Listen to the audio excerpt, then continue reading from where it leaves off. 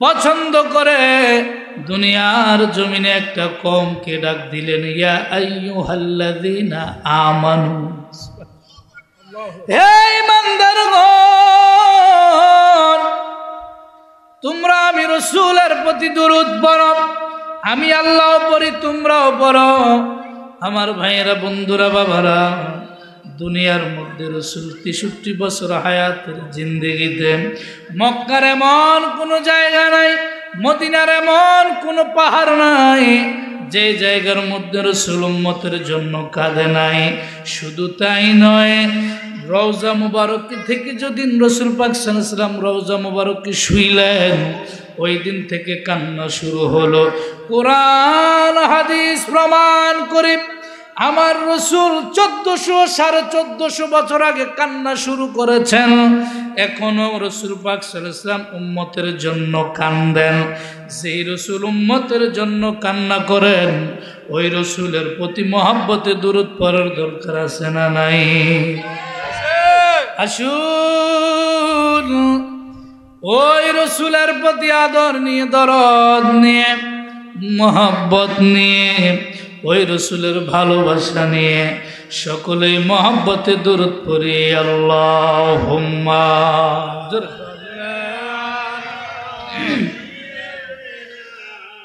মাওলানা মুহাম্মদ ওয়া আলা সাইয়্যিদিনা, जिसको खुदा पकड़े सुराले मोहम्मद, मोहम्मद जो पकड़े सुरा कोई नहीं सकता। मरहबा मरहबा। আপনারা বুঝছেন নি কি বলছি? হাকিমুল উম্মত পাকিস্তানের মুফতি আহমদ ইয়ার খান নঈমি রহমতুল্লাহি আলাইহি, তিনি একটা কিতাব লিখেছেন আমার রাসূলের শানে হাবিবুর রহমান। ওই কিতাবের মধ্যে উনি চমৎকার ভাবে লিখতেছেন। কি লেখেন? কয় জিসকো খুদা পাকরে, কয় হাসরের ময়দান যেই দিন কায়েম হবে, ওই দিন আল্লাহ যদি তোমাকে আমাকে গ্রেফতার করেন, আল্লাহ যদি আপনাকে আমাকে আটকায়, আল্লাহ যদি আপনাকে আমাকে বিচারের কাঠগড়ায় দাঁড় করায়, আল্লাহ যদি আমাকে হাসরের ময়দানে গ্রেফতার করে, ছুটার কোনো উপায় আছে না? আরো জোরে কোন। পাকিস্তানের মুফতি আহমদ ইয়ার খান নঈমি বলেন, কয় হাসরের ময়দানে আল্লাহ যখন পাকড়াও করবে, জিসকো খুদা পাকড়ে, আল্লাহ যখন পাকড়াও করবে সুরালে মুহাম্মদে, আল্লাহ আটকাইলে আমার নবী এসে ছুটাইয়া নিয়ে যাইব। কে ছুটাইব? কথা কয় না কে? হাসরের ময়দানে আল্লাহ গ্রেফতার করলে গো, আমার নবী এসে ছুটাইয়া নিবে। আর মুহাম্মদ জু পাকড়ে, আর নবী যদি আটকায়, নবী যদি গ্রেফতার করে, নবীর কাঠগড়ায় যদি আমি আটকা পড়ে যাই, সুরানের মতো আর কোনো লোক পাওয়া যাবে না। এই জন্য নবীর পাগল হওয়ার দরকার আসেনি? রাসূলের দুরূদ শরীফ পড়ার দরকার আসেনি? এতটুকু বিশ্বাস আছে, উম্মতে মুহাম্মদ যদি হাসরে বিপদে পড়ে, নবী সুপারিশ করবে। কথা ঠিক কিনা? এই জন্য পাকিস্তানের মুফতি বলেন, কয় জিসকো খুদা পকড়ে সুরালে মুহাম্মদ, मोहम्मद जो पकड़े सुरा कोई नहीं सकता। अल्लाहुम्मा सल्ले अला सय्यिदिना मौलाना मुहम्मद वाला सय्यिदिना मौलाना। मौला तुई रे तुई अव्वल आखिर মাওলা তুই রে তুই, জাহের বাতেনে মাওলা তুই রে তুই। আল্লাহুম্মা জোরে মাওলানা মুহাম্মদ আলা সাইয়্যিদিনা মাওলানা মুহাম্মদ লা ইলাহা ইল্লাল্লাহ জোরে লা ইলাহা মুহাব্বত লা ইলাহা আরো জোরে লা ইলাহা। বাবা কত সুন্দর মদিনা, আয় হায় যার নাই কোনো তুলনা, বলেন কত সুন্দর মদিনা, আয় হায় যার নাই কোনো তুলনা। তোমরা বুঝেও কেন বুঝো না, তোমরা বুঝেও কেন, বাবা ঈমান হলো মদিনা লা ইলাহা আর জোরে লা ইলাহা মুহাব্বত লা ইলাহা। আয় হায় কুবাইকে যাও তুমি মদিনা, আয় হায় আমার আরজি শোনো না, আমি কবে যাব মদিনায়, আমি কবে যাব মদিনায়, আমার জানে নবী মদিনা লা ইলাহা আর জোরে লা ইলাহা মুহাব্বত লা ইলাহা। ওই আমি কোন পথে হব রওয়ানা, আমি মদিনার রাস্তা চিনি না, আমার বাগদাদি জানে ঠিকানা, আমার মুর্শিদ জানে ঠিকানা, আমরা যাব সোনার মদিনা লা ইলাহা আর জোরে লা ইলাহা মুহাব্বত লা ইলাহা আর জোরে লা ইলাহা আর জোরে লা ইলাহা লা ইলাহা ইল্লাল্লাহ মুহাম্মাদুর রাসূলুল্লাহ সাল্লাল্লাহু আলাইহি ওয়াসাল্লাম। আমার ভাইয়েরা, বন্ধুরা, বাবারা, আজকের এই মাহফিলের মধ্যে আমরা বসতে পেরে খুশি না বেজার? না নাই? বিশ্বাস হয় না? আল্লাহর নবীর ঘোষণা অনুযায়ী মাহফিলের প্যান্ডেল হইল বেহেশতের বাগান, ঠিক কিনা? এখন মাহফিলের প্যান্ডেল হইল বেহেশতের বাগান। আপনাদের যারা জ্ঞান আছে জ্ঞানটাতে জবাব দেন, বেহেশতের ভিতরে গুনাহ নিয়ে ঢুকা যায়নি? আর জোরে খান, বেহেশতের ভিতরে গুনাহ খাতা নিয়ে ঢুকা যায় না। আমার মায়ের নবী রাহমাতুল লিল আলামিন বলতেছেন, যেই মানুষগুলি মাহফিলের প্যান্ডেলের মধ্যে ঢুকলো তাদের কেমন সম্মান, কেমন মর্যাদা। আমার নবী কয় এইটা হইল বেহেশতের বাগান, বেহেশতের বাগানে গুনাহ নিয়ে ঢুকা যায় না। বলে হুজুর আমাদের গুনাহগুলি তাইলে কই? মাহফিলের চতুর্পাশে অসংখ্য ফেরেশতা আছে, আসেনি? বিশ্বাস হয়? মাহফিলের চতুর্পাশে অসংখ্য অগণিত ফেরেশতা রয়েছে। আল্লাহ নবী রাহমাতুল লিল আলামিন বলেন যারা বেহেশতের বাগানের মধ্যে ঢুকলো তাদের গুনাহগুলি নিয়ে ফেরেশতারা মাহফিলের বাহিরে দাঁড়ায় রইল। আবার যখন মাহফিল থেকে বের হবেন ফেরেশতারা আল্লাহর কাছে আরজি জানায়, মাওলা গো মাওলা গো মাওলা গো, তোমার এই বান্দাগুলি এতক্ষণ বেহেশতের বাগানের ভিতরে ছিল, তোমার এই বান্দাগুলি এতক্ষণ জান্নাতের বাগানে ছিল, তাদের গুনাহগুলি নিয়ে আমরা দাঁড়িয়েছিলাম, এখন তারা আবার বের হয়ে যায়, কি করব? গুনাহগুলি তাদের কারে আবার চাপায়া দিব।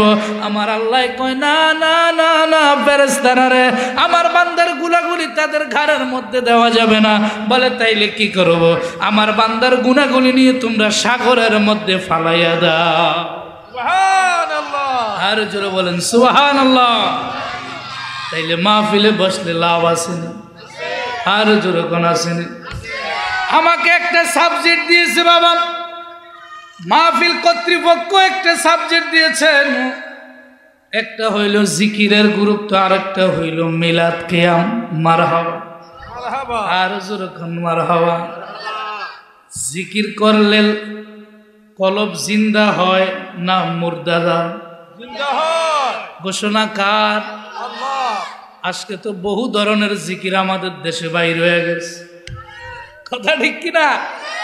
জিকিরের নামে বহু ভণ্ডামি বাংলাদেশে বাইর হয়েছে কিনা? ভণ্ডামির সাথে ইসলামের কোন সম্পর্ক? জোরে বলেন, কোন সম্পর্ক? আর কি আশ্চর্য! জিকির করব মাওলা, আল্লাহর নামের জিকির, আফদালুজ যিকরি লা ইলাহা ইল্লাল্লাহ, সর্বোত্তম জিকির হলো আল্লাহকে ডাকা। আল্লাহর জিকির লা ইলাহা ইল্লাল্লাহ, আল্লাহকে না ডেকে কি হিমতে হিমতে হুক্কুর হাক্কু জিকির করে। আছে না নাই? আসেনি আসেনি? এই ধরনের বন্ডদের সাথে ইসলামের কোনো সম্পর্ক আছে? জিকির করব কার? আল্লাহ। জোরে বলেন কার? ও মুর্শিদ আমার জরিশা কি মহিমা জানে, গলার মালা বানায়া ধীরে ধীরে টানে হিমতে হিমতে। নাউজুবিল্লাহ কর। হিমতে কোন জিকির আছে? আল্লাহর নাম কি হিমতে? আল্লাহর নাম কি হুক্কুর হাক্কুর? নাউজুবিল্লাহ মিন যালিক। এই সমস্ত বন্ডদের সাথে হক্কানি আলেম ওলামাদের কোনো সম্পর্ক? এদের কারণে হক্কানি আলেম ওলামারা প্রশ্নবিদ্ধ হচ্ছে, ঠিক কিনা? এই সমস্ত যারা আল্লাহর জিকির নিয়ে মাতলামি করে, আল্লাহর জিকির নিয়ে যারা ভণ্ডামি করে, যারা আল্লাহকে ডাকতে যায় আল্লাহর নামের সাথে উলট পালট করে, এই সমস্ত ভণ্ডদের কারণে আজকে হক্কানি পীর মাশায়েখদের বদনাম। কথা বলেন ঠিক কিনা?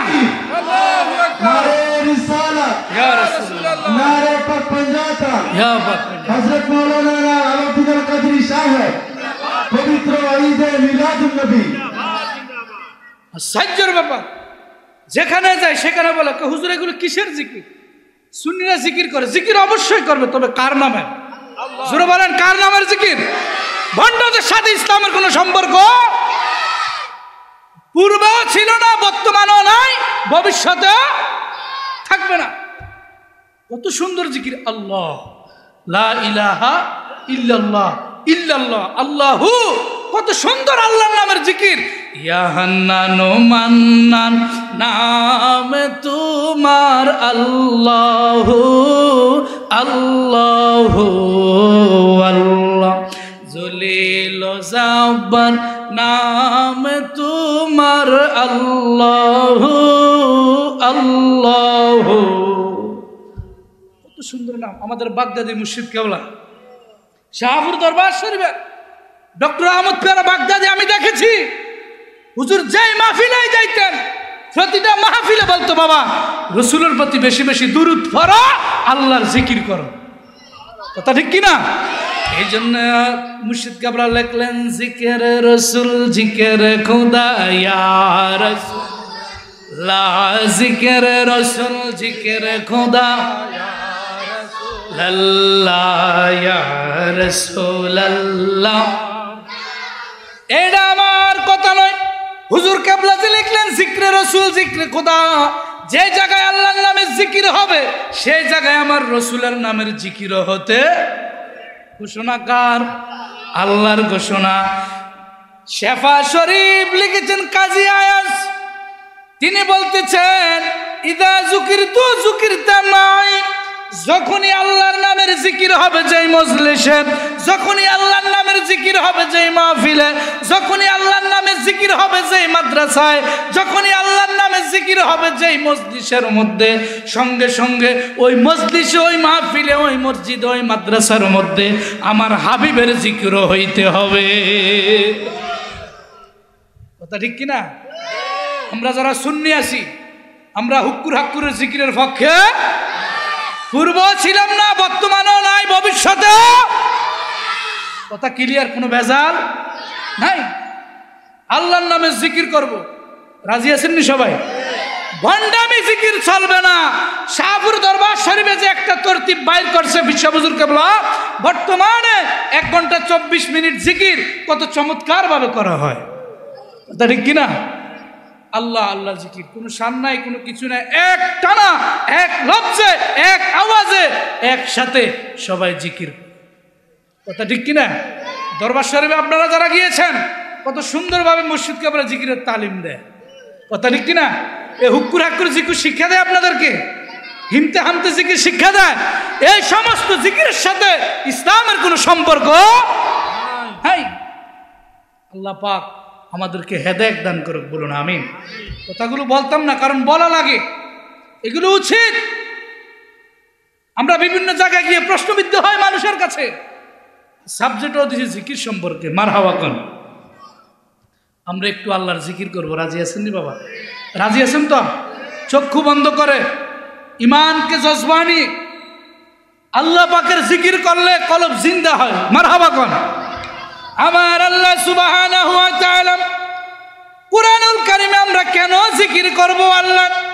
আল্লাহর জিকিরের কথা কোরআনে আছে কিনা? আর জোরে বলেন, আসেনি? হাদিসে আসেনি?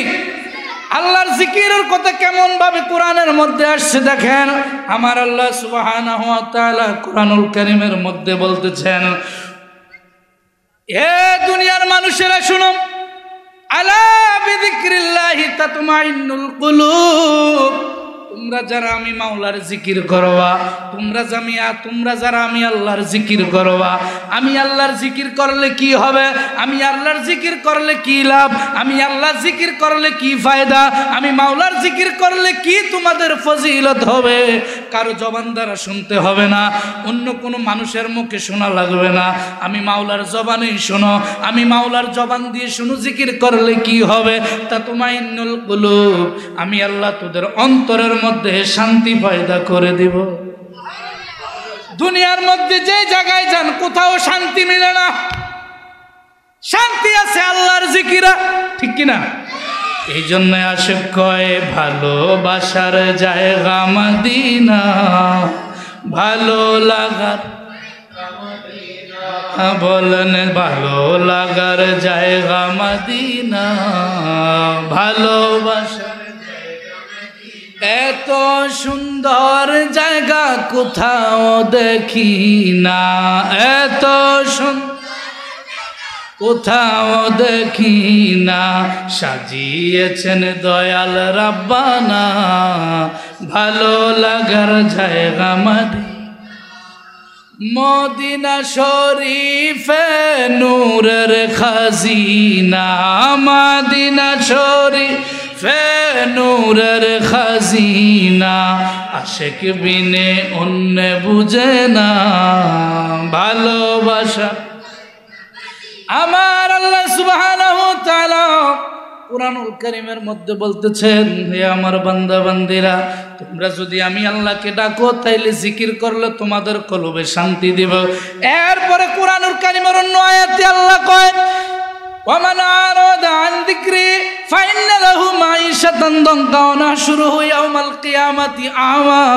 আমি আল্লাহ যাদেরকে দুনিয়ার মধ্যে জবান দিয়েছি, আমি আল্লাহ যাদেরকে দুনিয়ার মধ্যে মুখ দিয়েছি, জিহ্বা দিয়েছি, জবান দিয়েছি, ওই বান্দা বান্দিগুলি যদি আমি মাওলার জিকির না করে, ওই বান্দাগুলি যদি আমি আল্লাহকে না ডাকে, ওই বান্দাগুলি যদি আমি আল্লাহকে স্মরণ না করে, ওই বান্দাগুলি যদি সকাল সন্ধ্যা আমি আল্লাহর জিকির না করে, ওই বান্দাগুলি যদি আমি মাওলাকে না ডাকে, নামাজের মাধ্যমে জিকির জিকিরের মাধ্যমে, রোজার মাধ্যমে, হজের মাধ্যমে, হজ যাকাতের মাধ্যমে, তাহাজ্জুদের মাধ্যমে, নফল আওয়াবিনের সাকর মাধ্যমে আমি মাওলারে যদি না ডাকে, যাদেরকে আমি আল্লাহ জবান দিয়েছি শুনে নাও, আল্লাহ কওয়া নাহশুরুহু ইয়াউমাল কিয়ামাতি আমা, কিয়ামতের ময়দানে তাদেরকে আমি আল্লাহ অন্ধ বানাইয়া উঠাইব।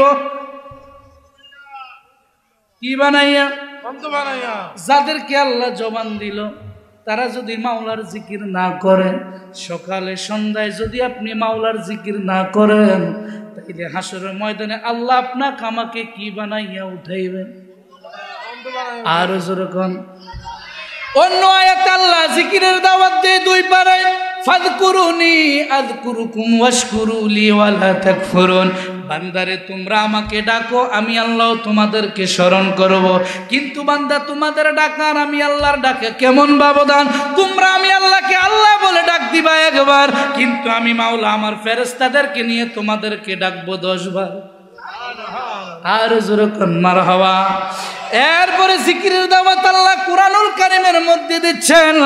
22 পারায় সূরা আযাবের মধ্যে আমার আল্লাহ 41-42 নম্বর আয়াতের মধ্যে বলেন, ইয়া আইয়ুহাল্লাযীনা আমানু যিকুরুল্লাহা যিকরান কাসীরা ওয়া সাব্বিহুহু বুকরাতান ওয়া আসীলা। আমার আল্লাহ কয় যারা জিকির করবে তারা ঈমানদার হওয়াই লাগবে। ঈমানদার ছাড়া জিকির করা যায় না, ঠিক কি না? ঈমানদার ছাড়া জিকির করা যায় না। আমার আল্লাহ জিকিরের দাওয়াত কোনো মুসলমানকেও দেন নাই, জিকিরের দাওয়াত কোনো হিন্দুকে দেয় নাই, জিকিরের দাওয়াত কোনো আমার আল্লাহ ইহুদিকে দেয় নাই, জিকিরের দাওয়াত কোনো ইহুদি নাসারাদেরকে দেয় নাই। আমার আল্লাহ কইয়া আইয়ুহাল্লাযীনা আমানু, যারা আমি আল্লাহর জিকির করবে, যারা ঈমানদার, উযকুরুল্লাহ, তোমরা আল্লাহর জিকির করো, স্মরণ করো। আমার আল্লাহ ঈমানদারদেরকে ডাক দিয়ে বলেন, তোমরা যারা ঈমান এনেছ, তোমরা যারা ঈমানদার দাবি করতেছ, তোমরা আমি আল্লাহর জিকির করো। ওয়াসাব্বিহুহু বুকরাতান ওয়া আসীলা, সকালে সন্ধ্যায় সর্ব অবস্থায় আমি আল্লাহর জিকির করো, তাইলে আমি আল্লাহ তোমাদেরকে কবুল করব। এখন আমার আল্লাহ জিকিরের দাওয়াত কোরআনে কতবার দিলেন? নামাজের দাওয়াত দিলেন 82 জায়গায়। কত জায়গায়? আওয়াজ দেন, কত জায়গায়? নামাজের দাওয়াত দিলেন 82 জায়গায়, রোজার দাওয়াত দিলেন কয়েক জায়গায়, হজের দাওয়াত দিলেন কয়েক জায়গায়, ঈমানের দাওয়াত দিলেন 88 জায়গায়, জিকিরের দাওয়াত দিলেন আমার আল্লাহ 286 জায়গায়। কুরআনুল কারীমের মধ্যে জিকিরের দাওয়াত দিলেন আমার আল্লাহ 286 জায়গায়। এখন আমার আল্লাহ রাব্বুল আলামিন জিকিরের দাওয়াত দিলেন 286, নামাজের দাওয়াত দিলেন 82, ঈমানের দাওয়াত দিলেন 88, হজের দাওয়াত দিলেন কয়েক জায়গায়, রোজার দাওয়াত দিলেন কয়েক জায়গায়, ফরদার দাওয়াত দিলেন কয়েক জায়গায়, দুরূদ শরীফের দাওয়াত দিলেন কয়েক জায়গায়, কিন্তু আমার রাসূলের দাওয়াত দিলেন 1400 জায়গায়। ইয়া রাসূলুল্লাহ, জিন্দাবাদ জিন্দাবাদ, মুর্শিদি কেবলা জিন্দাবাদ, দরবার শরীফ জিন্দাবাদ জিন্দাবাদ, জিন্দাবাদ জিন্দাবাদ। আমার বাগদাদি কেবলার হারায়া জালা কেমন থাকি সোয়া, আমার মুর্শিদ কেবলার হারায়া জালা কেমন থাকি সোয়া। তুমি কোন দেশে গেলা, কোনখানে গেলা বাগদাদি, কোন দেশে গেলা, কোনখানে গেলা বাবা, আর আসলা না ফিরিয়া, জালা কেমন থাকি সোয়া, আমার মুর্শিদ কেবলার হারায়া জালা কেমন থাকি সোয়া। মারহাবা। তাহলে জিকির করব কার?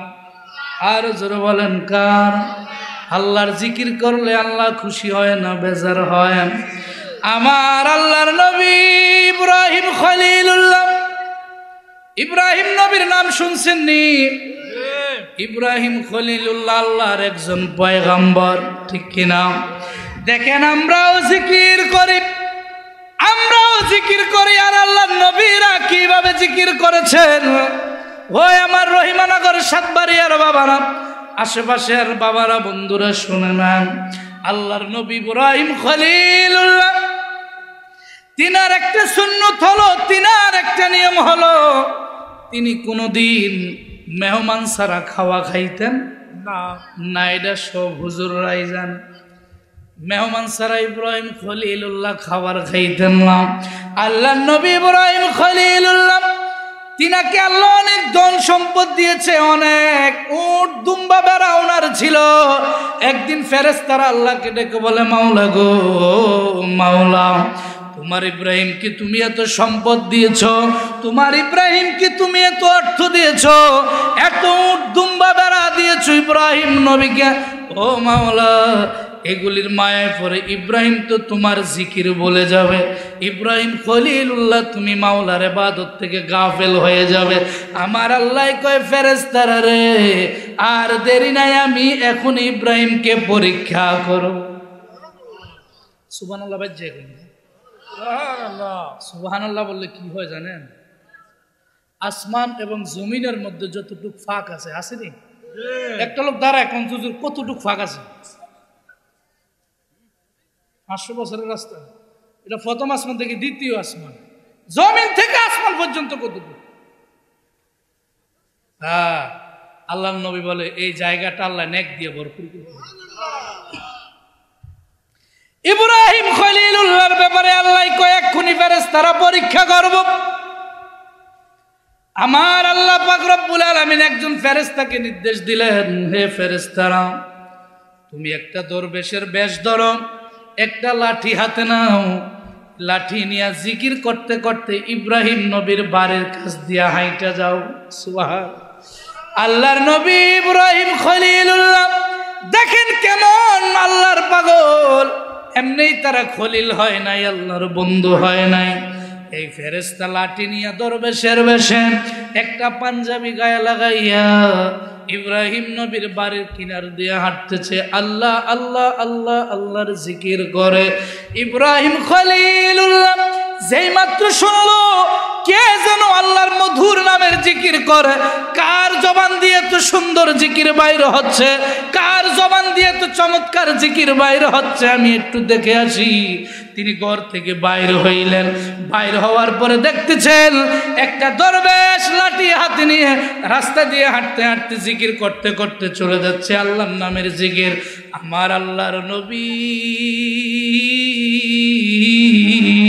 ইব্রাহিম খলিলুল্লাহ পিছন দিক থেকে ডাক দিয়ে বলছেন, ইয়া আব্দুল্লাহ, হে আল্লাহর বান্দা, তাল হে না, এদিকে আসো। আল্লাহর বান্দা দাঁড়াইলেন, দাঁড়ানোর পরে বলতেছে, তুমি এত সুন্দর জিকির কোত্থেকে শিখলাম? মাওলার নামের এত চমৎকার জিকির তুমি কিভাবে শিখলাম? বলে, কেন কি হইল? বলে, যদি কিছু মনে না করো, তুমি যেই মাওলার জিকির করতেছো রে পাগলা, আমি ইব্রাহিম খলিলুল্লাহ তো ওই মাওলারই পাগল। আর জবান খুলে বলুন মারহাবা। আমি ইব্রাহিম খলিলুল্লাহ ওই মাওলার পাগল। আল্লাহ পাক রব্বুল আলামিনের জিকির তোমার জবান দিয়ে শোনা যায়, আল্লাহ আল্লাহ জিকির। তুমি যদি কিছু মনে না করো তাইলে আমার একটা অনুরোধ রাখবানি রে বাবা। বলে, কি অনুরোধ? বলে, অনুরোধটা হলো, যদি কিছু মনে না করেন তাইলে আপনার এই চমৎকার কণ্ঠে, সুন্দর সুললিত কণ্ঠে আমি ইব্রাহিম খলিলুল্লাহর একটু আল্লাহর নামের জিকির শোনাইয়া যা। সুবহানাল্লাহ। ওই পাগলাই ডেকে বলে, জিকির শোনাইবো, শর্ত আছে। বলে, কি শর্ত?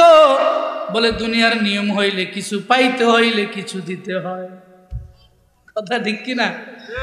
কিছু পেতে হলে কিছু দিতে হয়। বলে, তুমি কি চাও? বলে, আপনি যদি যাই দেন তাই আমি নিয়ে যাব। বলে, তাইলে শোনো, আল্লাহ আমাকে অনেক ধন সম্পদ দিয়েছে। এই যে বিশাল উট দুম্বা বেড়া দেখতেছ, উট দুম্বা বাবারা বকরিগুলি দেখতেছ, যদি তুমি কিছু মনে না করো তাইলে আমার এই উট দুম্বা যত সম্পদ রয়েছে, আমার সম্পদের 3 ভাগের 1 ভাগ তোমার নামে আমি দিয়ে দিব। তারপরেও কি শোনাও? আল্লাহ জিকির শোনাও। কি শোনাও? জিকির শোনাও।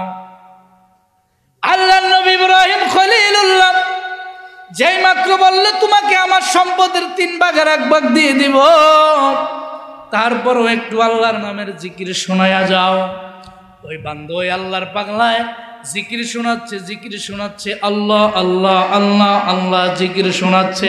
আর ইব্রাহিম নবীর কলিজা শীতল হয়ে যাচ্ছে, যতই শুনে ততই মজা লাগে, যতই শুনে ততই মজা লাগে।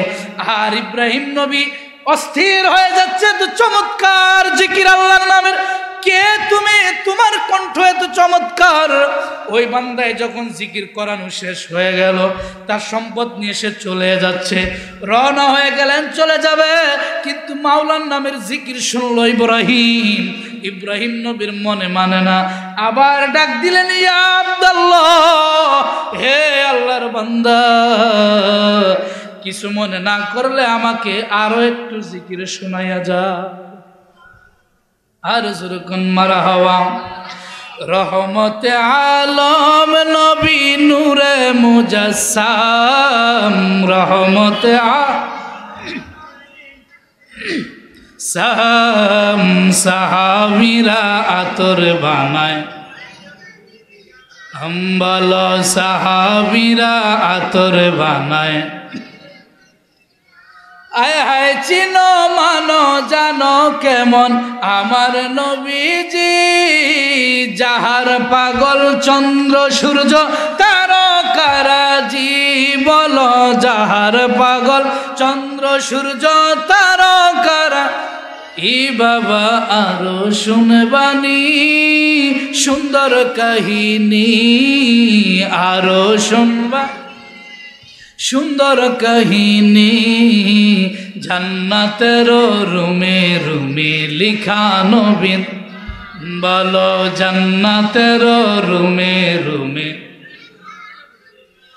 আয় হায় উস্তুনে হান্নানা একটা খেজুর গাছের নাম, যাকে ধরে খুতবা দিতেন রাসূল আকরাম। বলেন যাকে ধরে খুতবা দিতেন রাসূল। আম গাছটা নবীর বিরহে কাঁদিতে রহে, নবীর বিরহ গাছ কাঁদিতে রহে। হতবাগ হইলেন যত সাহাবায়ে, বলেন রহমতে আলম নবী নূরে মুজাসসাম, সাহাবীরা আতর বানায়। আয় হায় আমি আদমে কপালে পোড়া নবী চিনি না, পশু পাখি নবী চিনে করিল কান্না।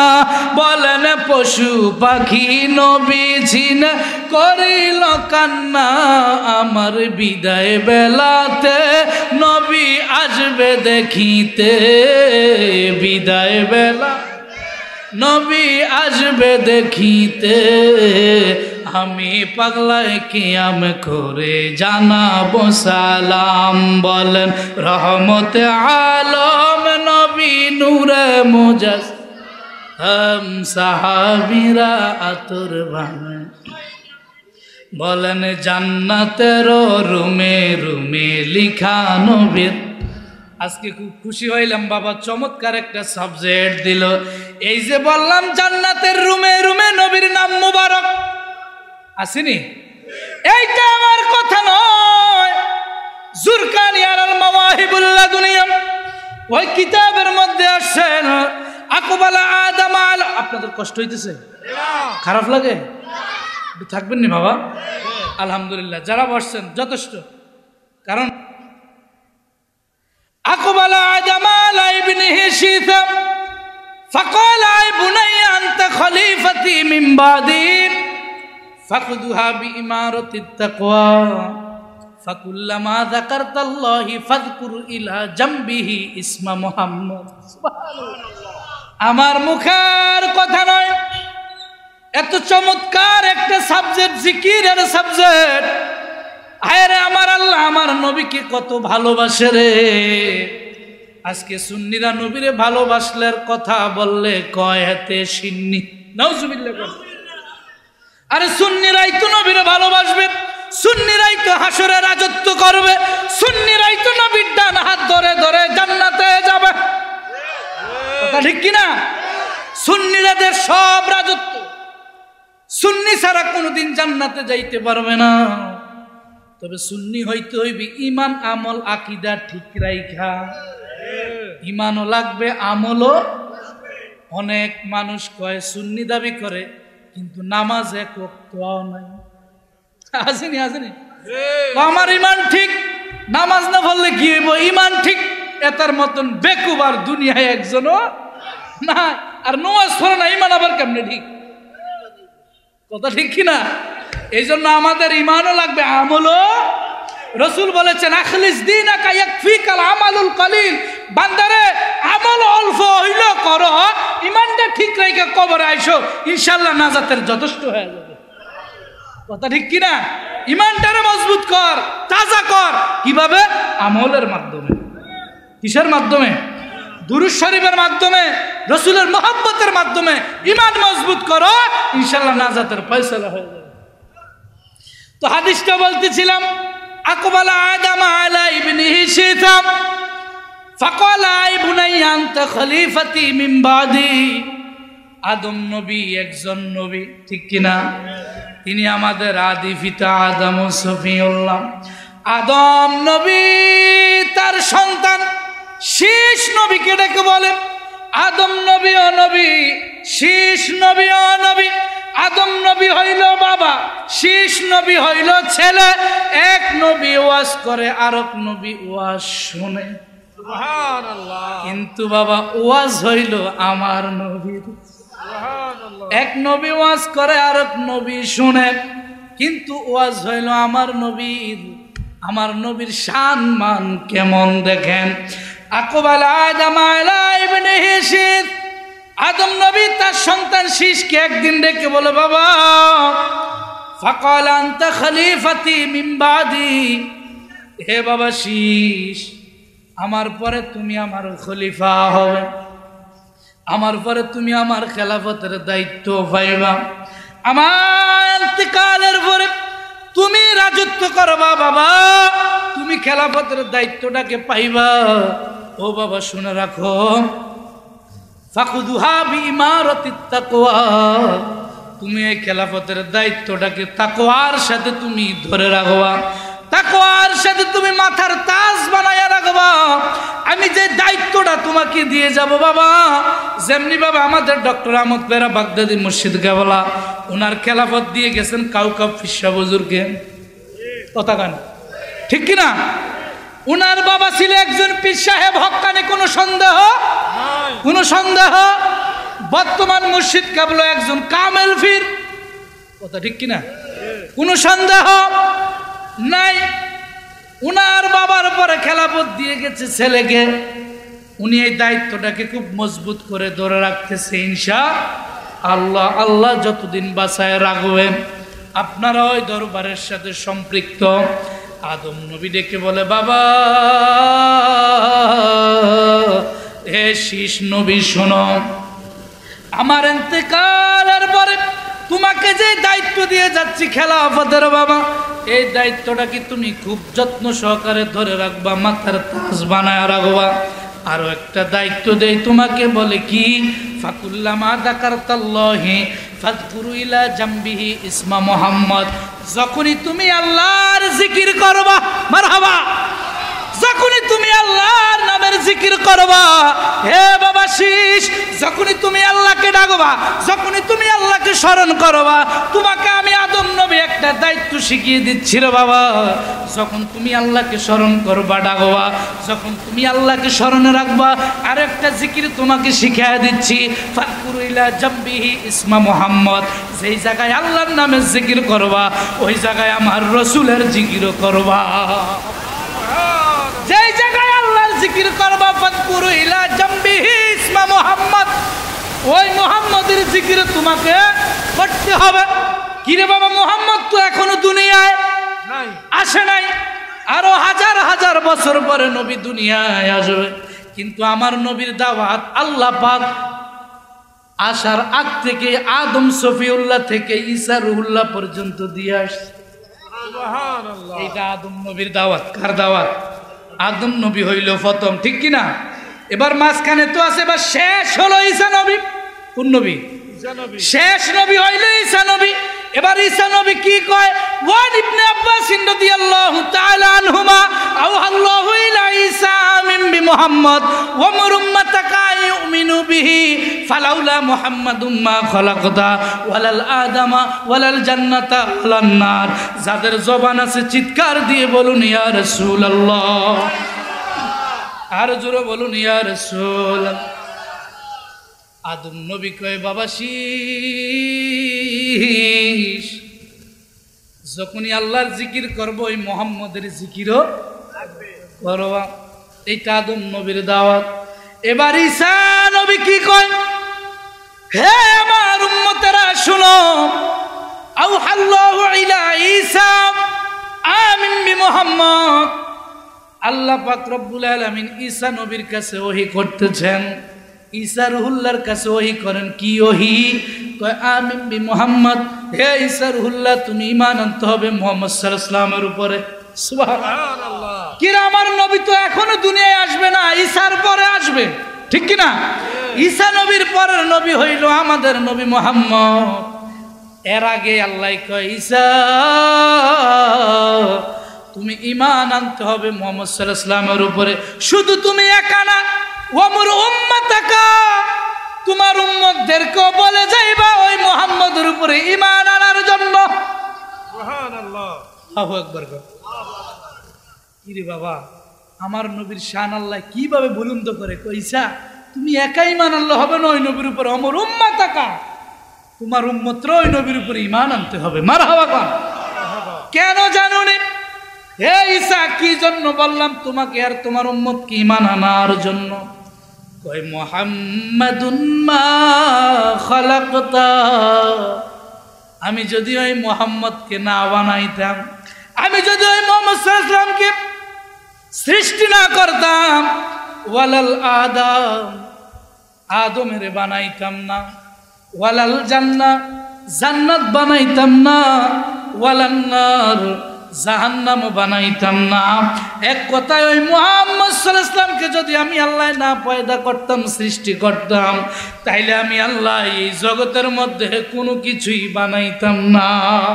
সুবহানাল্লাহ। নবী শান কেমন দেখছেন?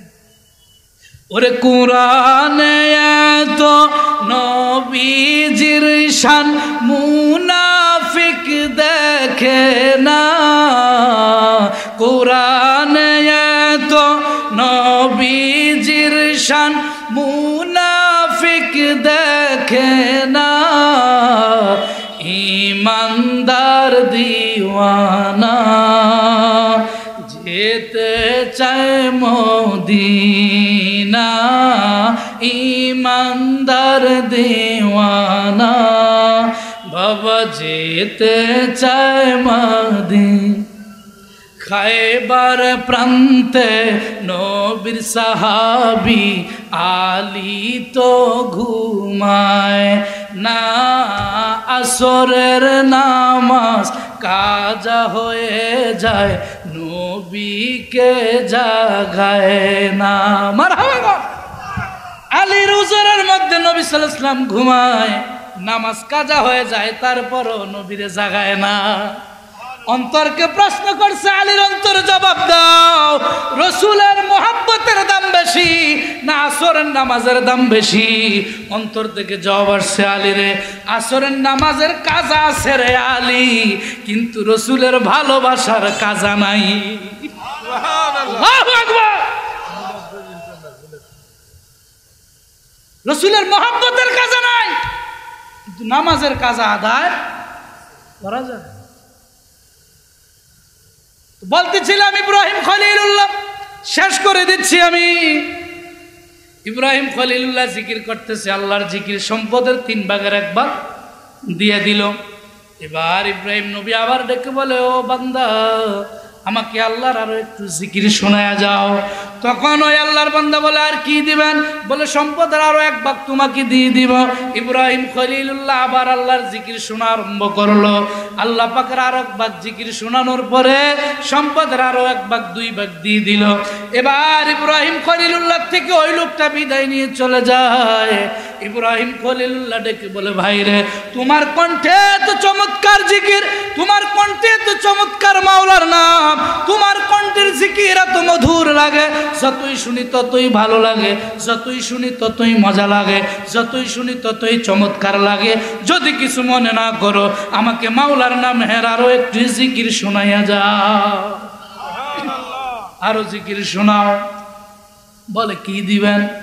বলে, সম্পদের বাকি এক ভাগ তোমারে আমি দিয়ে দিব, পুরা 3 ভাগ, আর কিছু আসেনি। শূন্য হয়ে গেল। পাগল মনরে সময় থাকতে ভালোবাসো নূর নবীজি রে। ইব্রাহিম খলিলুল্লাহ আল্লাহর জিকির শুনতেছে, এখন সব সম্পদ দিয়ে দিলেন, আর কিছুই নাই। ওই লোকটা উট দুম্বা বেড়াগুলি নিয়ে রওনা হয়ে গেলেন। ইব্রাহিম খলিলুল্লাহ আবার পিছন দিক থেকে দাঁড়ায়, আবার ডাক দে, বাবা তালহেনা এদিকে আসে। বলে, আবার কি হলো? বলে, আমার তো আর কোনো সম্পদ নাই, আমার তো আর কোনো অর্থ নাই, সব অর্থ আপনাকে আমি দিয়ে দিয়েছি রে বাবা। তবে আপনার কণ্ঠের মধুর এত জিকির আমার কাছে ভালো লাগলো। আপনি যে সম্পদ উট দুম্বা বেড়া বকলিগুলি নিয়ে যাবেন, এগুলি চালানোর জন্য তো একজন রাখালের প্রয়োজন, কথা ঠিক কিনা? এগুলি দেখাশোনা করার জন্য তো একজন রাখালের প্রয়োজন, একজন লোকের প্রয়োজন। ও আল্লাহর বান্দা, যদি কিছু মনে না করেন গো, তাইলে আমি ইব্রাহিম খলিলুল্লাহ একটা প্রস্তাব করি। বলে, কি প্রস্তাব করবা? সেই প্রস্তাবটা হলো, আপনার উট দুম্বা বেড়া বকরিগুলি যে আপনি রাখবেন, এইগুলি সারানোর জন্য অন্য কোনো লোক রাখার দরকার নাই।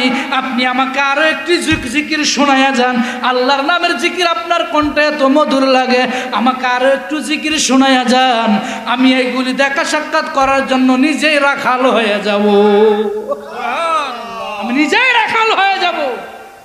তারপরেও কি শোনান, কি শোনান? এত চমৎকার জিকির আল্লাহকে হুকুর হাকুর হিমতে হামতে বলে জিকির, নাউজুবিল্লাহ। কোন সবসময় জিকির করবো আল্লাহ আল্লাহ, লফজ আল্লাহ মোটা একালিফ টান, আল্লাহ, লা ইলাহা ইল্লাল্লাহ, লা ইলাহা ইল্লাল্লাহ।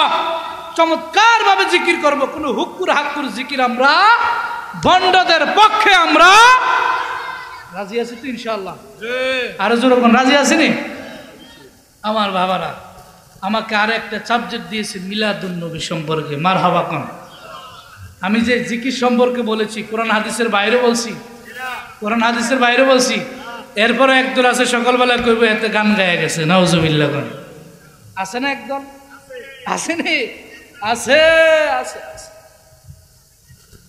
ঈদ মিলাদুন নবী কি আগে এটা আমাদেরকে বুঝতে হবে।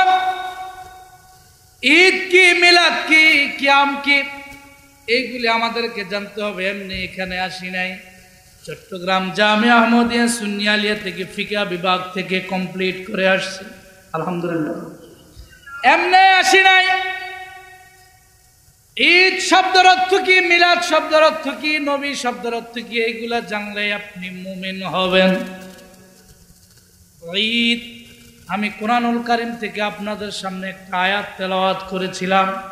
এই আয়াতের আলোকে আপনাদেরকে কয়েকটা কথা বলে আমি বিদায় নেব। ঈদ শব্দের অর্থ হলো খুশি, কি খুশি, আনন্দ, খুশি, উৎসব।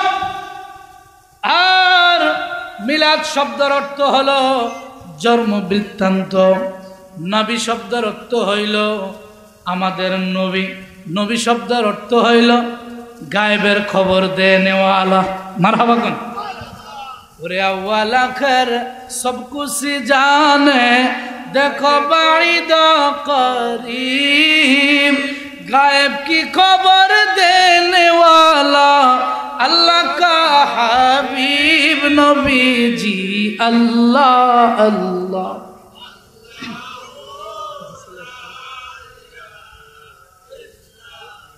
বলতেছিলাম ঈদে মিলাদুন নবী সাল্লাল্লাহু আলাইহি ওয়াসাল্লাম অর্থ হলো আমাদের নবীর শুভ আগমন উপলক্ষে আলোচনা করা। মারহাবা কোন আমার আল্লাহর নবী রাহমাতুল লিল আলামিন। দেখেন এই পোস্টারের মধ্যে লেখা আছে ঈদ মিলাদুন নবী। যতটা সুন্নি মাহফিল হয় প্রত্যেকটা সুন্নি মাহফিলের মধ্যে লেখা থাকে ঈদ মিলাদুন নবী, ঠিক কি না? কারণ রাসূলের মিলাদুন নবী আমরা একদিন পালন করি না, আল্লাহর 12টি মাস আমরা রাসূলের ঈদ মিলাদুন নবী পালন করি, ঠিক কি না? এই ঈদ মিলাদুন নবী পালন করলে কি হবে শুনেন, আমার মুখের কথা নয়। وعن أبي الدرداء قال مررت بالنبي صلى الله عليه وسلم إلى بيت أمير الأنصار رضي الله تعالى عنه وقايا بلادته لأبنائه وعشيرته ويقول هذا اليوم فقال النبي صلى الله عليه وسلم إن الله فتح عليك أبواب الرحمة। الله النبي الصحابي আবু দারদা রাদিয়াল্লাহু তাআলা আনহু ডেকে বলেন, আমি আমার সন্তান আওলাদ ছেলে মেয়েদেরকে নিয়ে রাসূলের মিলাদুন নবীর আলোচনা করতেছিলাম। রাসূলের মিলাদুন নবী সম্পর্কে আলোচনা করে, রাসূলের আগমন সম্পর্কে আলোচনা করি। এমন সময় আল্লাহর নবী রাহমাতুল লিল আলামিন আমার ঘরের সামনে হাজির হলো। হাজির হওয়ার পরে বলতেছে, আবু দারদা তুমি কি করো? বলে ফাকালা হাযাল ইয়াউম ইয়া রাসূলুল্লাহ, আজকে তো ওই দিন। বলে কোন দিন? বলে আজকে তো আপনি রাসূলের মিলাদুন নবীর দিন। আপনার মিলাদুন নবী আমার সন্তানদেরকে ছেলে মেয়েদেরকে নিয়ে আমি পালন করতেছি। আমার নবী কয় ইন্নাল্লাহ ফাতাহা আলাইকা আবওয়াবুর রাহমাত ওয়াল মালায়েকা। হে আবু দারদা শুনে নাও, শুনে নাও, শুনে নাও। তোমরা আমি রাসূলের মিলাদুন নবী পালন করার কারণে, তোমরা আমি রাসূলের সালাতু সালাম পাঠ করার কারণে, তোমরা আমি রাসূলের ঈদ মিলাদুন নবী সাল্লাল্লাহু আলাইহি ওয়াসাল্লাম পালন করার কারণে ইন্নাল্লাহ ফাতাহা আলাইকা আবওয়াবুর রাহমা, আল্লাহর আসমানের মধ্যে যত রহমতের দরজা আছে, আল্লাহর রহমত আসমানের মধ্যে যত রহমতের দরজা আছে, তোমাদের জন্য আমার আল্লাহ সমস্ত রহমতের দরজাগুলি খুলে দিয়েছে। সুবহানাল্লাহ। তাইলে রাসূলের ঈদ মিলাদুন নবী করলে লাভ আছে না? আর জোরে কোন আসেনি বাবা? এইটা শুধু আমার মুখের কথা নয়, নারে তাকবীর